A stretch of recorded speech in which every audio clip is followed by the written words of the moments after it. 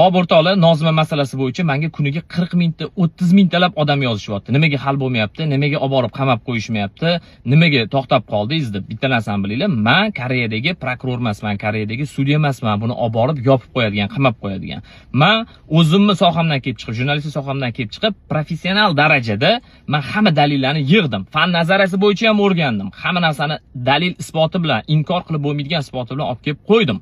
Ya'ni o'sha osilmaganligi, osilsa inson qanaqa bo'ladi, osilmasa inson qanaqa bo'ladi, osilganda insonni bo'yni cho'zilib ketib qoladi, bo'ynida V-simo shaklda uzluksiz chizuvlar bo'ladi, izlar bo'ladi deb inkor qilib bo'lmagan darajada dalillarni men olib kelib qo'ydim. Chaynab, qo'pol qilib aytganda, chaynab og'ziga solib qo'ydim. Bu narsani faqat advokatlar yutib, bu narsani hazm qilsa bo'ldi.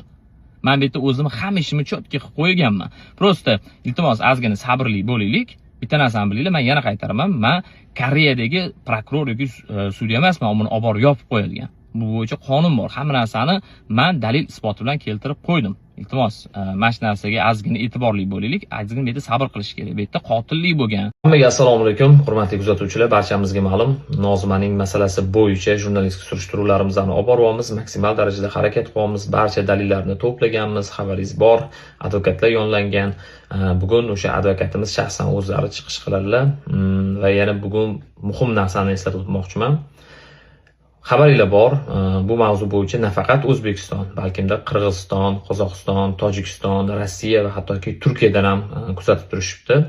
Bugun 10-aprel, ya'ni Koreyada shu Nozima bo'yicha sud med ekspertiza xulosasi bugun chiqadi.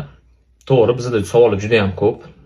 Mayt lekin O'zbekistonda lekin sud med ekspertiza xulosasi aynan 10-aprelda chiqyapti. Xo'p, u albatta bugun chiqadi.